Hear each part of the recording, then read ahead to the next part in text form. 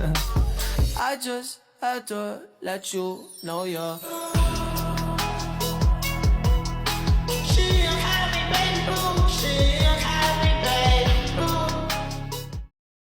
Assalamualaikum warahmatullahi wabarakatuh. Perkenalkan, nama saya Fitri Fauzia dengan NIM 2531010. Izin Bapak, di sini kami dari kelompok 7 ingin mempresentasikan materi kami mengenai teori penawaran yang akan disampaikan oleh teman saya Ahmad Titan. Perkenalkan, nama saya Ahmad Titan Octaviansyah, NIM 2531025. Saya akan menjelaskan tentang B, teori penawaran dalam ekonomi Islam. Teori Islam tentang penawaran tidak lepas dari kaidah dan ketetapan yang Allah berikan kepada manusia dalam menjalankan aktivitas produktifnya. Dalam memelihara alam, manusia harus selalu menjaga keberlangsungan kehidupan di sekitarnya dan tidak pernah merusaknya. Kalaupun bermanfaat, dianjurkan proses produksinya dilakukan secara halal dan dibenarkan hukum syariah. Dilarang melakukan kegiatan produksi yang menimbulkan kerugian bagi orang lain melalui konsumsi yang menimbulkan kerusakan pada orang lain, seperti yang tercantum dalam Al-Quran Surah Ibrahim ayat 32 sampai dengan 34, yang artinya Allah lah yang telah menciptakan langit dan bumi dan menurunkan air hujan dari langit. Kemudian dengan air hujan itu Dia mengeluarkan berbagai buah-buahan sebagai rezeki untukmu, dan Dia telah menundukkan kapal bagimu agar berlayar di lautan dengan kehendaknya, dan Dia telah menundukkan sungai-sungai bagimu. Ibrahim ayat 33, yang artinya, dan Dia telah menundukkan matahari dan bulan bagimu yang terus-menerus beredar dalam orbitnya, dan telah menundukkan malam dan siang bagimu. Quran Surah Ibrahim ayat 34, yang artinya, dan Dia telah memberikan kepadamu segala apa yang kamu mohon kepadanya, dan jika kamu menghitung nikmat Allah, niscaya kamu tidak dapat menghitung. Sungguh manusia itu sangat zalim dan sangat mengingkari nikmat Allah. Dalam kitabnya Al-Khalaj, Abu Yusuf menjelaskan bahwa tidak ada batasan jelas mana yang murah dan mana yang mahal. Ada orang yang berlimpah maka harganya murah, dan bukan karena kekurangan makanan maka harganya mahal. Mau murah atau mahal itu sudah ketentuan Tuhan. Terkadang banyak makanan masih mahal dan terkadang sangat sedikit makanan yang murah.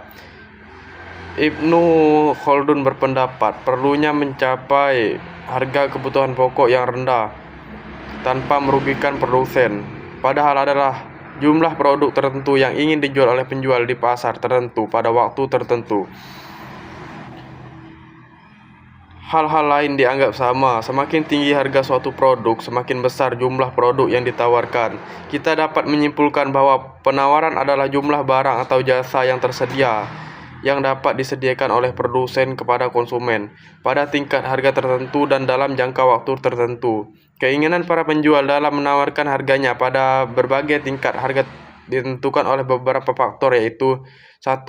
Harga barang itu sendiri, dan harga barang lain substitutus. Jika harga barang naik, maka penawaran akan meningkat, dan jika harga barang rendah, maka penawaran akan menurun. 2. Biaya produksi.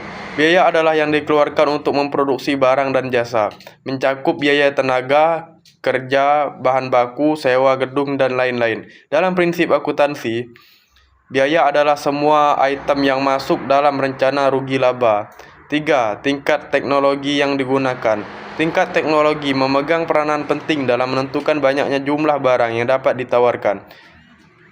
Kenaikan produksi dan perkembangan ekonomi yang pesat di berbagai negara terutama disebabkan oleh penggunaan teknologi yang semakin modern.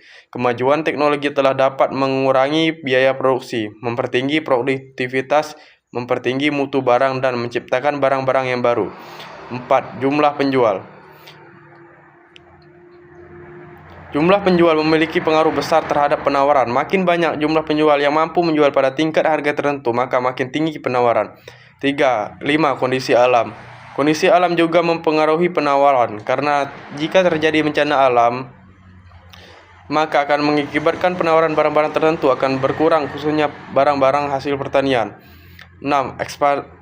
Ekspektasi. Jika memperkirakan harga suatu produk akan naik di masa depan, bisa memperoleh keuntungan lebih tinggi dengan menyimpan produk tersebut selama beberapa hari dan menjualnya nanti.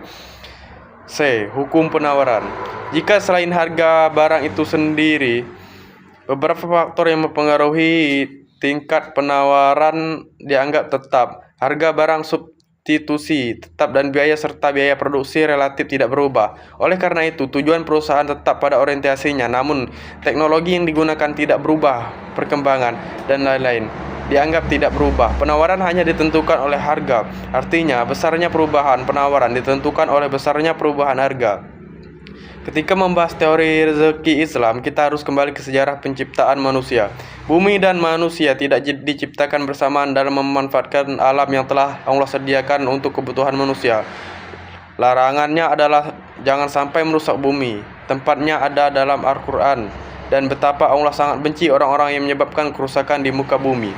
Secara umum, tidak banyak perbedaan antara teori permintaan tradisional dan Islam dalam hal variabel dan faktor yang juga mempengaruhi situasi pasokan global. Bentuk karva secara keseluruhan juga pada dasarnya sama. Aspek penting yang menimbulkan perbedaan dalam perspektif ini tampaknya adalah landasan filosofis dan moral yang dilandasi nilai-nilai Islam, maka dialah yang paling besar. Hubungan antara jumlah barang yang ditawarkan dengan harga barang tersebut merupakan hubungan satu arah. Ketika harga suatu barang tinggi, pasokan barang tersebut meningkat, karena semakin banyak orang yang menyadari bahwa mereka berpotensi memperoleh keuntungan dengan menjual barang yang mereka produksi atau miliki. Sebaliknya, jika harga turun, maka jumlah barang yang ditawarkan akan berkurang. Hanya sedikit orang yang dapat memperoleh manfaat dari harga yang rendah, dan mereka yang tidak dapat memperoleh manfaat dari harga yang rendah menjual lebih lama, sehingga mengakibatkan berkurangnya pasokan ke pasar. Kurva penawaran. Baik, materi selanjutnya akan dijelaskan oleh teman saya, Fitri Fauzia. Baik, di sini saya akan melanjutkan materi selanjutnya, yaitu materi tentang D. Kurva penawaran. Kurva penawaran yaitu penawaran kurva ini dibuat atas dasar data real mengenai hubungan tingkat harga barang dan jumlah penawaran barang tersebut yang dinyatakan dalam daftar penawaran atau supply schedule. Kurva penawaran miring ke atas sebab dengan asumsi hal-hal yang tetap. Harga yang lebih tinggi berarti lebih banyak barang yang ditawarkan, seperti permintaan pasar yang merupakan jumlah dari permintaan semua pembeli, dan penawaran pasar juga merupakan jumlah penawaran dari semua penjual.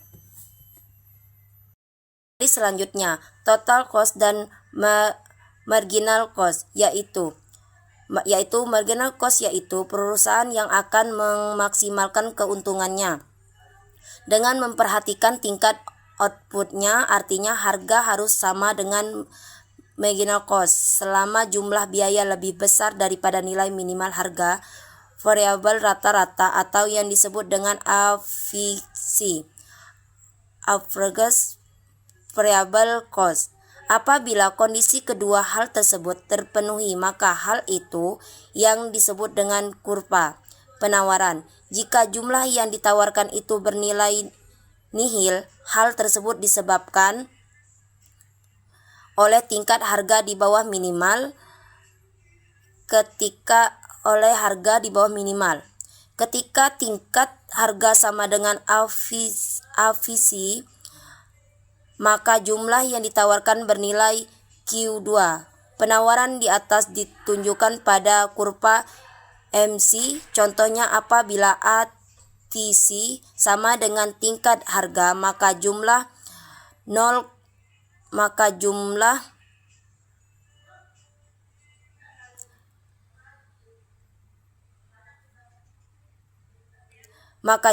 kurva marginal cost yang berada di atas AVC disebut dengan kurva penawaran. Baik, materi selanjutnya yaitu F, elastisitas penawaran. Elastisitas harga penawaran diukur dari stabilitas penawaran pada perubahan harga jual suatu produk, yang mana dapat dimasukkan dari faktor-faktor lain yang menyebabkan adanya penawaran produk itu konsisten.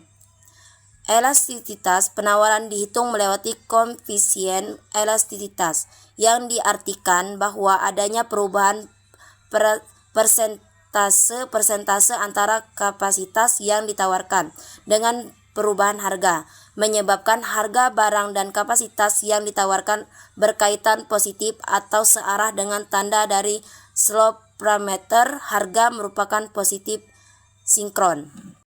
Baik, yang terakhir yaitu kesimpulan. Kesimpulan dari materi kami yaitu teori Islam tentang penawaran tidak lepas dari kaidah dan ketetapan yang Allah berikan kepada manusia dalam menjalankan aktivitas produktifnya. Dianjurkan proses produksinya dilakukan secara halal dan dibenarkan hukum syariah. Keinginan para penjual dalam penawaran harganya pada berbagai tingkat harga ditentukan oleh beberapa faktor, yaitu harga barang itu sendiri dan harga barang lain atau substitusi, biaya produksi, tingkat teknologi yang digunakan, jumlah penjual, kondisi alam, dan ekspektasi. Baik, cukup sekian presentasi dari kami. Wassalamualaikum warahmatullahi wabarakatuh. Let you know you're